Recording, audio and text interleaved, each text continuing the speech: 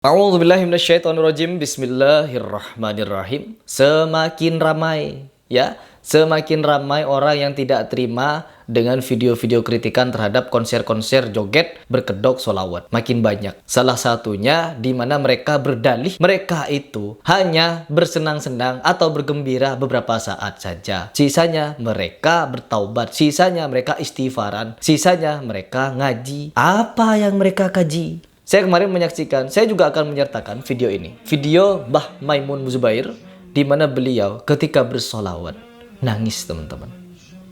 Nangis, meresapi, mengingat apa yang sudah diperjuangkan oleh Rasulullah SAW sampai Islam sampai kepada dia. Oh enggak, kalau kata si Gus ini, si Gus Kapten ini, ngapain kita nangis-nangis, cok? Kalau kita bersolawat, solawat itu harus gembira, cok. Begitu katanya. Ada videonya seperti ini nih. Bon, solawat enak ngeten iki kok. Terus enak sing komentar. Weh, apa itu solawatan kok goyang-goyang?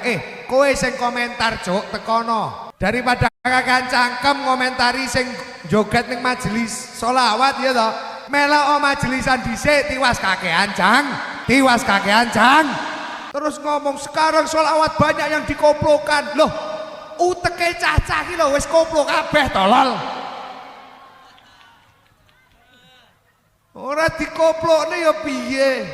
Nggih. Lho niki kita ini solawat bergembira. Terus anak sing komentar, solawatan apa kok gak pernah nangis? Loh, dhewe solawatan iki kudu senyum, kudu gembira, ndak bareng nangis. Mosok dhewe sambat kalih Kanjeng? Solawat itu adalah penghormatan kita kepada Nabi. Solawat itu adalah mengenang jasa Nabi agar kita bisa tumbuh rasa penghormatan kepada Nabi Muhammad SAW. Kalau kita cengengesan model-model beginian ini, model-model beginian solawatan sambil joget-jogetan, menghadiri majelis yang katanya ada ilmu joget, apa yang didapatkan di situ? Gak ada. Sesuai dengan pendapat beberapa kiai yang kemarin saya cantumkan di video saya. Hari ini tuh ngajinya nggak seneng tapi solawatan seneng. Akhirnya mereka senang bersolawat tapi goblok nggak punya ilmu. Ketika kiai ini ceramah do balik berserokan. Ini siapa yang tidak senang? Terus di sini teman-teman, saya ingin memberikan beberapa fakta, yaitu mantan-mantan orang-orang vokalis-vokalis hadra, penabuh-nabuh rabana, di mana mereka bertaubat dari kegiatannya, yang di mana mereka sudah ikut, katanya sudah 10 tahun, 7 tahun, 5 tahun ikut begituan dan tidak mendapatkan manfaat apa-apa. Malah yang mereka lihat orang joget-joget asik. Yang mereka lihat hanya bersenang-senang. Konser yang berkedok acara agama. Apa-apaan itu? Mau dibawa kemana kalau agama ini dipegang oleh orang-orang seperti kalian? Kalian-kalian yang mengaku gus-gus-gus, tetapi kalian mengadakan acara-acara konser seperti itu. Membiarkan orang-orang joget. Perlu diingat, perlu digarisbawahi. Yang kita kritisi bukan solawatnya, tetapi cara kalian mengadakan konser jogetnya. Perlu diingat itu. Tidak perlu panjang lebar. Mari kita simak seperti apa pendapat dari mantan-mantan vokalis atau mantan-mantan penabuh itu yang sudah keluar dan taubat dari kegiatan seperti itu. Hari ini tuh ngajinya nggak seneng tapi solawatan seneng. Akhirnya mereka senang bersolawat tapi goblok nggak punya ilmu. Ketika kiai ini ceramah do balik berserokan. Ini siapa yang tidak senang? Betul. Apa yang dibilang Kiai barusan itu benar dan fakta. Saya di sini berbicara sebagai orang yang pernah menjadi vokalis hadro, orang yang pernah bermain hadro, bahkan saya di sini berbicara sebagai orang yang pernah menghadiri majelis besar di Jakarta selama 7 tahun. Saya melihat belum lagi ada campur baur ikhtilat di situ, bahkan belum lagi ketika saya hadir, Habibnya malam-malam baru datang ketika jamaah sudah ngantuk. Ya, belum lagi kita melihat bagaimana ada yang pacaran di situ. Allah. Ini fakta loh teman-teman. Ya. Di sini saya bukan ingin menjelek-jelekan majelis tersebut, ya, tapi memang jelek. Saya sebagai orang yang ingin majelis tersebut itu menjadi lebih baik. Betul. Ya. Agar kenapa? Ya. Ketika majelis-majelis itu sudah diisi dengan joget-jogetan, ikhtilat, ada yang sampai tawuran, berantem perempuan jambak-jambakan, itu wajib untuk diperbaiki joget-jogetnya. Terus alunan-alunan yang dikoplo-koplo, itu ya fokus terhadap selawatnya, merenung ya. Isi kajian itu dengan renungan, bukan diisi dengan ikhtilat, joget-jogetan yang ditunggu-tunggu telah datang. Joget, bahlul. Lanjut lagi ya. Dan ini bukan cuma satu-satunya. Mari kita dengarkan apa alasan dari mantan vokalis Hadroh yang lain, yang dimana juga memberikan kesaksian memang demikian. Weh, apa itu selawatan kok goyang-goyang? Kowe sing komentar cuk tekono. Mohon maaf Kapten, bukannya kami saat ini nggak mau datang ke majelis Anda. Tapi sekarang kami sudah taubat, kami sudah kapok datang ke majelis-majelis seperti itu lagi. Dulu kami sering banget datang ke majelis-majelis seperti itu. Sering banget, bahkan saya pribadi sebagai salah satu vokalisnya, mantan vokalisnya lebih tepatnya. Asyik memang, seru banget, seru. Bahkan kita kadangkala itu sampai mencari kapan nih ada majelis-majelis seperti itu lagi. Karena kita happy datang ke sana, bisa joget-joget sepuasnya sampai tengah malam, sampai larut malam, kita nggak peduli. Yang penting asik aja joget-joget, mirip dengan konser, hanya saja berkedok solawat, hanya saja syair-syairnya syair-syair Arab.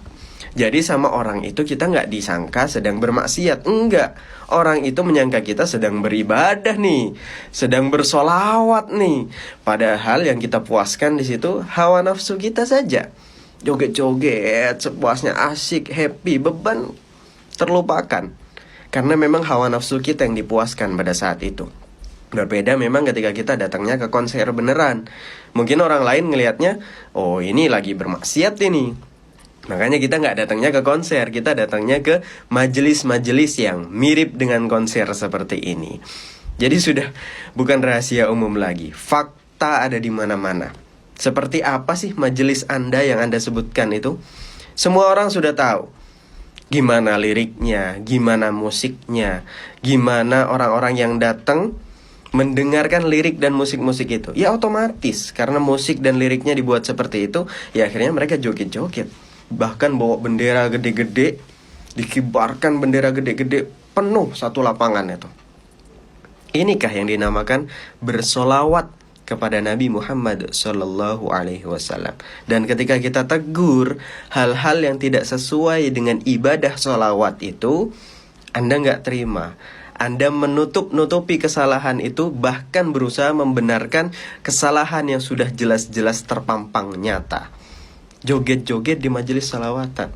Terus Anda mengatakan, ya mendinglah joget-joget daripada Anda datang ke tempat konser beneran, nanti berzina di sana. Mending datang ke solawat, joget-joget di solawat. Na'udzubillah. Kalau pakai mendang-mending seperti ini, na'udzubillah, maka nggak akan ada yang namanya kesalahan.